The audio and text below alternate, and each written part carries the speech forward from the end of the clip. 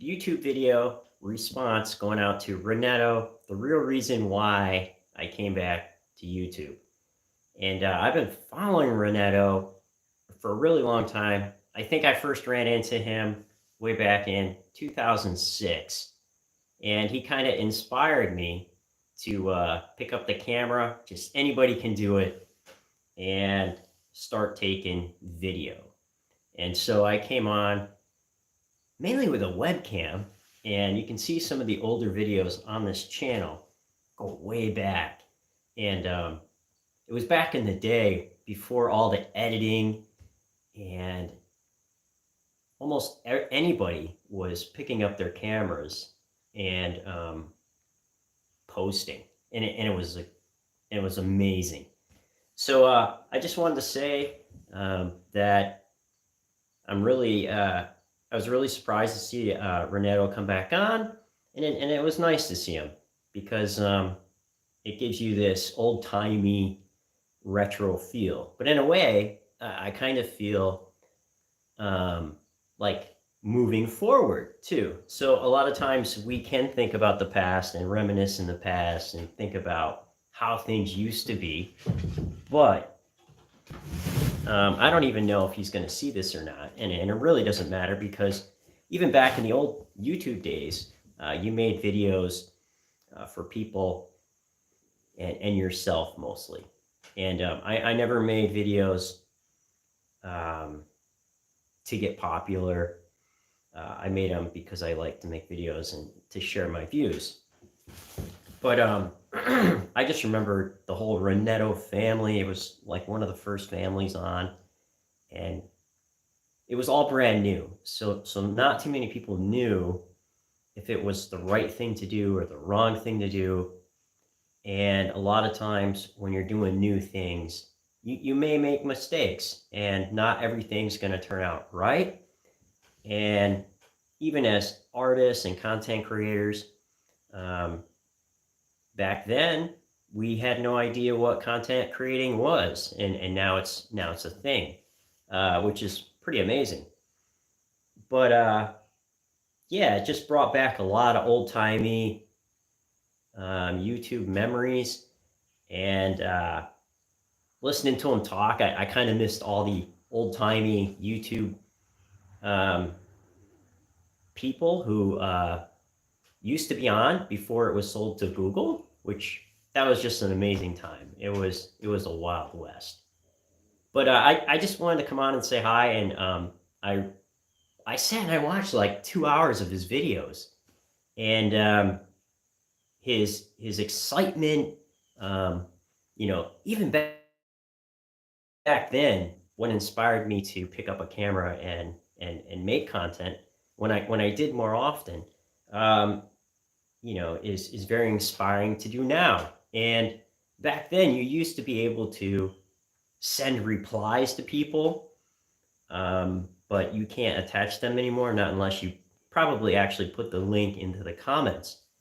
But so I'm just doing this reply to say it was good to see Reneto on, and it was very inspiring. I just wanted to make a comment. He seems to wait for passion. He seems to wait for the muse. He seems to wait for the feeling. But I think that life is too short.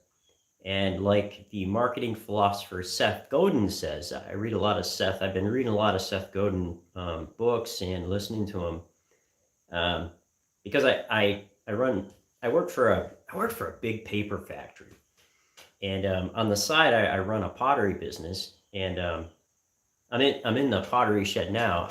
I'm getting ready to send out some orders, but Seth always says that you should not wait for the muse, that it's a waste of time, and sometimes it's a stall tactic, that you need to just start, and I think that's what Reneto got into his later video, the one that he just posted a few days ago, where he's just like, I picked up the camera and started, and I started feeling this, and that's the way it is with me. So I went from creating content, then I got into kayaking a bit. You can see some of those videos, And then I moved from kayaking into making pottery again. So way back, I worked at an all women's pottery, and I did make pottery. And then when we got our home, probably about eight years now, my wife said, "Hey, you should put in a pottery studio." So I got my wheel and my equipment out of storage. I had this little gas kiln, and I got it all hooked up, and I started making pots. And then people wanted me to make pots for them, and then the whole thing just blew up. And then one of my neighbors came down and knocked on my door and said, "Hey, we want you to be part of the Pumpkin Trail." So it's a lot of small local businesses in the area. Um, they collaborate, and we split the costs of advertising and everything. And we have this little 3-day show. So that kind of allowed me to get a little bit larger local. And so now I run 3 shows a year out of the shed, and I have a website. I need to put more things up there. Right now it's kind of sparse. I'm in a few galleries. So the whole thing just kind of exploded, and it's been a lot of fun. But one thing that I find is that you can waste a lot of time waiting for inspiration, waiting for passion. And after those shows, there is a dip. After the adventure, there's a dip. And it kind of, if you wait too long in that dip, it can lead to all kinds of depression, because you're in a state of, you're not knowing what the next journey is going to be. So it's very important that to know that you make the map. If you have goals, you put things on that map, and then you get to pick where you want to go, and then you go on the journey. And it's pretty amazing. So all my years of reading mythology and Joseph Campbell and the hero's journey really inspired me to try to keep moving forward. Because anytime I stalled, I still do get into dips, but at least I know it's a dip, and not I went over the cliff, right? Because dips you can come back out of, and if you know it, you're like, okay, I just need to pick my next thing and start it. I don't know if it's going to work out. It could be a bad idea, but just the idea of starting it ends up driving and turning on the passion and the excitement over the new thing, that you can work your way through the process and be on the journey again. And a lot of times it's not the destination, but the trip. And believe me, when I watch your videos, you've been on a lot of trips, and they're really awesome. So I was just having a coffee today, and I spent probably a couple hours catching up on your videos. I don't even know if you're going to see this, but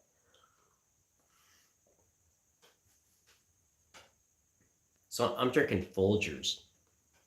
This is a cup I made. I made this cup. It's kind of nice.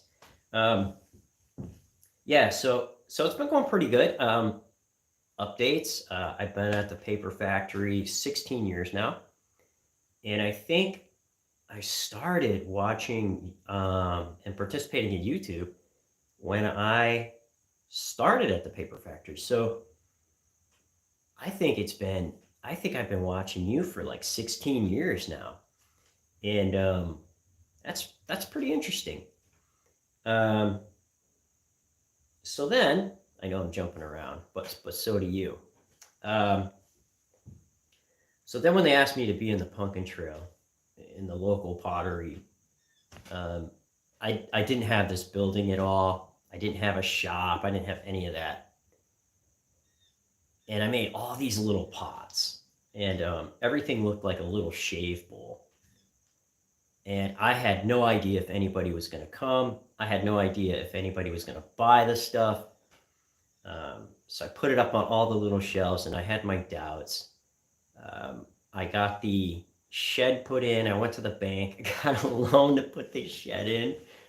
So I put the shed in, and then I set everything all up in here, and like it was amazing. People came, and they bought all the little pots, and I felt pretty good about it.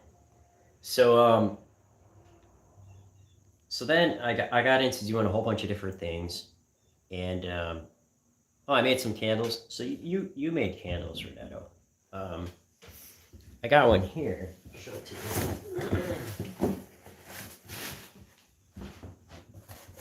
Let me see here.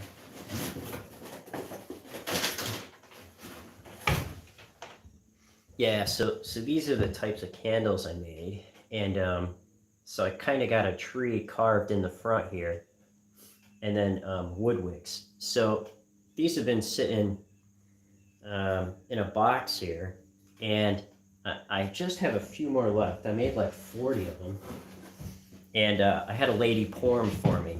So so that was kind of nice, and so we worked together. She put the wood wicks in, and then I sold them at the shows. So that worked out good. We did a lot of candles. We did probably 3 or 4 candle runs, and people loved them.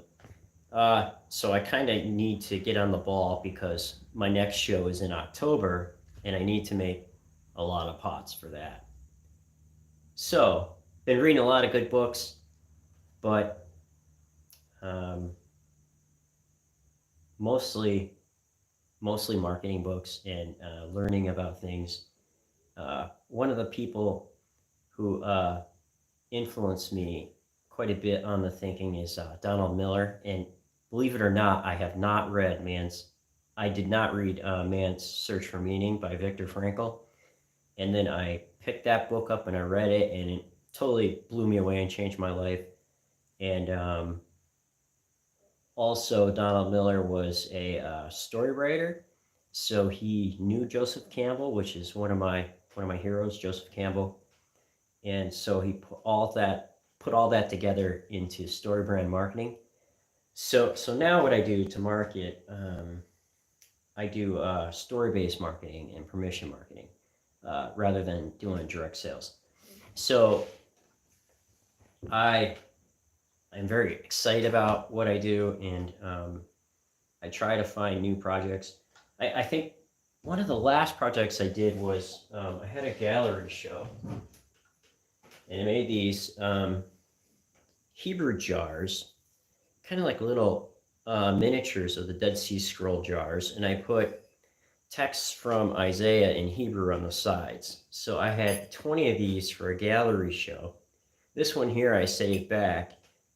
This one here is going to the rabbi who did the spell check, right? Because I don't know Hebrew, but I used Hebrew text. I etched it in. I did learn to write Hebrew, and then these are glazed on the inside. So these can be like little urns, or these can be sourdough starters. So that's what I worked on last. Then I need to send out 6 shave bowls today. These are handmade, and I fire them out in the gas kiln, and I do up these brushes. So these brushes here, and so I need 6 of those to go with the sets.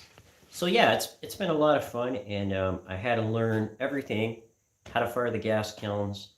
I didn't blow anything up, thanks goodness. And but it's been an adventure, building new products, thinking about product design, thinking about like what people might enjoy, and then telling stories behind them, and it's just amazing. So keep doing what you're doing, Renato. For years, you have been a huge inspiration, and I wish you well, and I look forward to seeing a lot more of your videos. So take care, friends. Be well. And remember, if everybody's thinking alike, then somebody isn't thinking.